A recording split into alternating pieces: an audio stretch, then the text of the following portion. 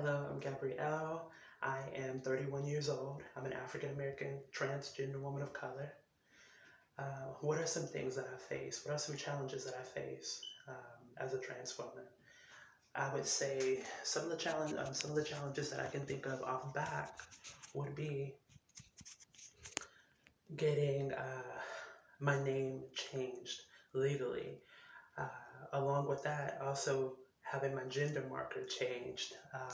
I believe that those two things are vital because when one is seeking employment, a lot of times one of the first things they require is documentation. And so when they see our physical appearance and they see our legal documents and the two don't line up, a lot of times we're placed in the line of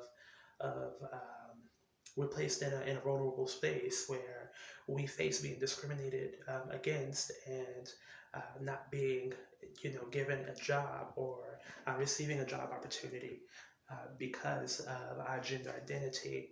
Um, One of the other challenges that I face is that a lot of times I believe that not only are all transgender women, regardless of their color, are valid, are beautiful, are unique and special. But here's the one thing: when you are a trans woman of color, I think what makes it even more tougher is because I believe that there's a greater sense of transphobia in communities of color, and the reason why I say that is because I believe it has a lot to do with the culture. It has a lot to do with the lack of education when it comes to people of color in regards to trans women, okay? In regards to trans women. And so I believe, there's not a lot of knowledge that is known about trans women. Um, and so what happens is that not only that, but being able to, a lot of us don't have the money or the resources or the funds to be able to provide or pay for, life-saving treatment like hormone replacement therapy that is vital. And it's very much a necessity on for a trans woman to help in her transitioning, in her journey.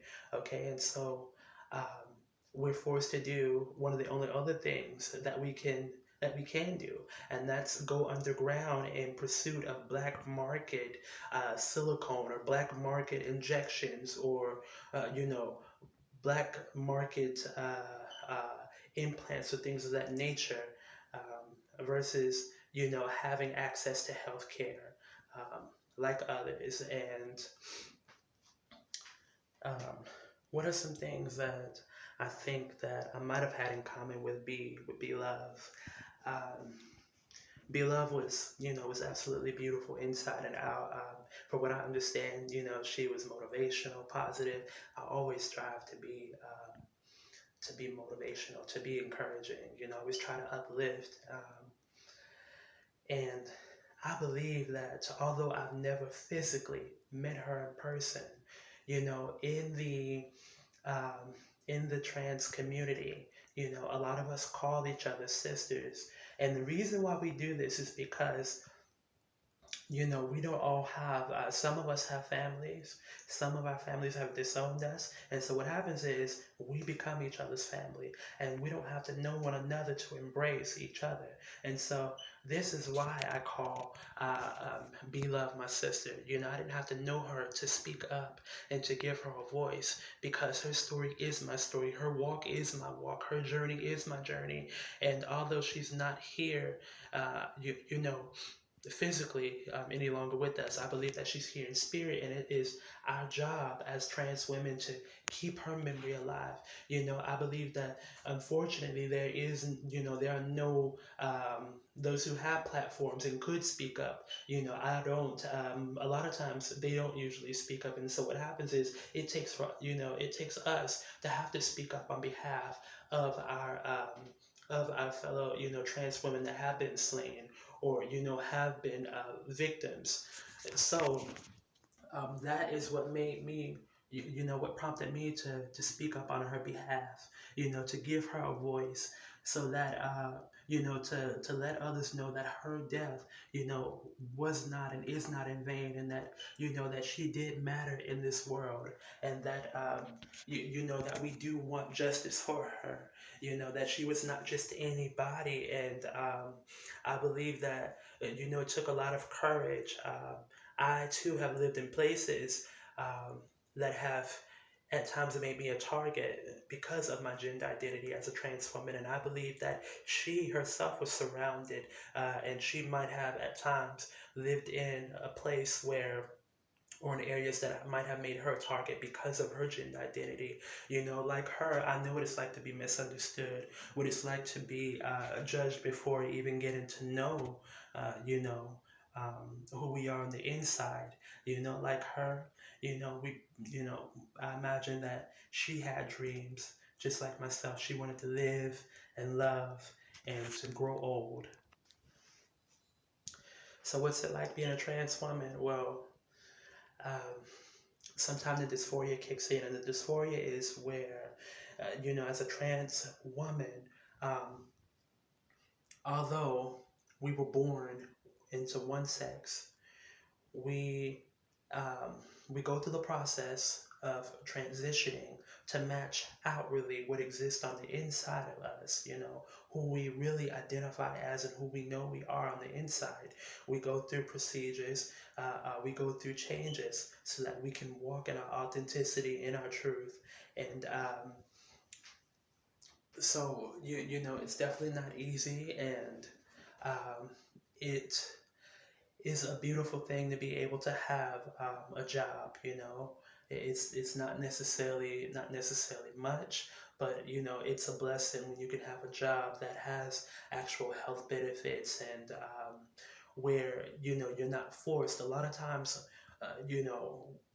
regardless of how much experience or work ethic we have, um, we are shunned away or discriminated against, and so we only have another option. We're forced to do the only thing that we can do. It's either be forced to go into sex work as a means of survival, even though that is degrading, and it is dehumanizing, and it is not glorious, and it is something that no woman, almost no woman ever wants to do. No woman wants to do that. No woman ever wakes up and says, no transgender woman wakes up and says that she wants to go into sex work. It's almost always the result of being forced into it. And so, as a means to be able to survive, as a means to be able to eat, keep in mind, most trans women don't have families, they don't have loved ones they can call on, they don't have anybody they can call on to, so they have to survive the only way they know how to survive. And I believe that the only way this is going to change is that if sex workers or those who are involved or have been have the proper resources to be able to help them to to learn a trade or to learn a skill, or to have access to those things that are vital, like shelter, like water, and different things of that nature, food, so that they don't have to be placed in an even more vulnerable position as a sex worker, never knowing who you're coming in contact with, never knowing if that person is a person who might have, ill will, or the intentions of taking your life or putting your life in danger. So it's not easy because a lot of times I go out and, as a spiritual person, as a person, of faith, I go out every day, start my journey in prayer, and I leave it in prayer, and I'm always constantly walking over my shoulders, and I believe that there's been more of a heightened sense of anxiety, even more so now, where I walk and I look over my shoulders. It's caused me to be very cautious of people that I come in contact with, and so I believe, how can trans women, protect themselves? I would say, just speaking from experience, one thing that I always do is, I try to surround myself, and I believe that, all trans women should surround themselves around people who know their truth, who know who they are, who love, embrace, and accept them just as they are unconditionally. I believe that trans women should. Um, regardless of where they've been on their journey, regardless of how far, regardless of whether, whatever passable means, that shouldn't matter. But regardless of whether, never make the assumption.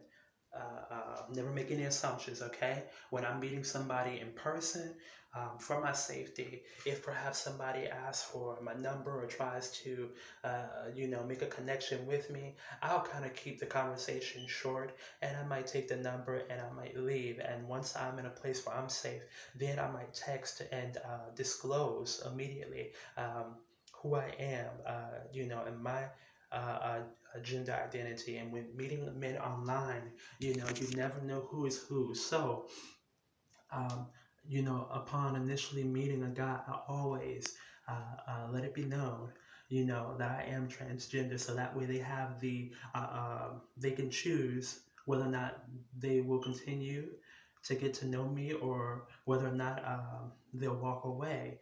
But regardless of what, they're aware, and I've let them know, and so they have the ability to choose. And then once before we physically meet, I make sure that I reconfirm that they do indeed know that I am transgender.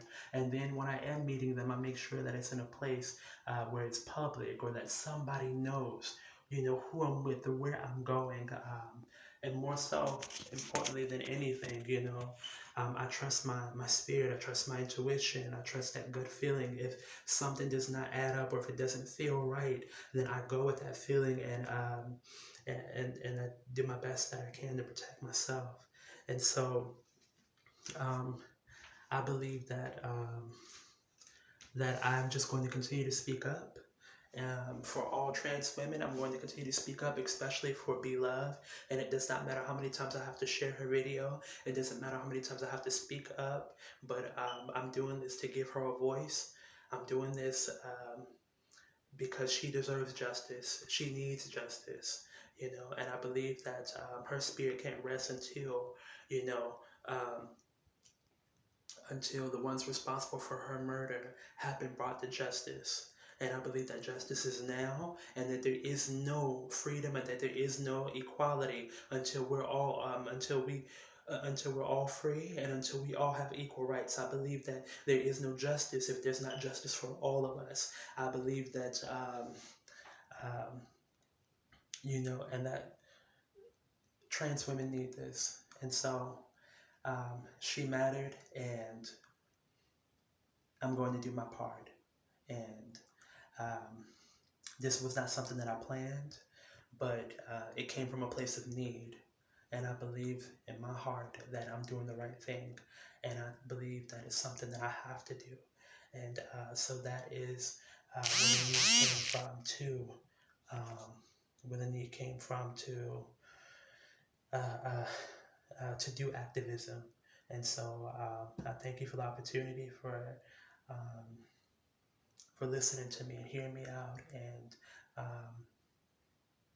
choosing to give trans women a voice. Thank you so much.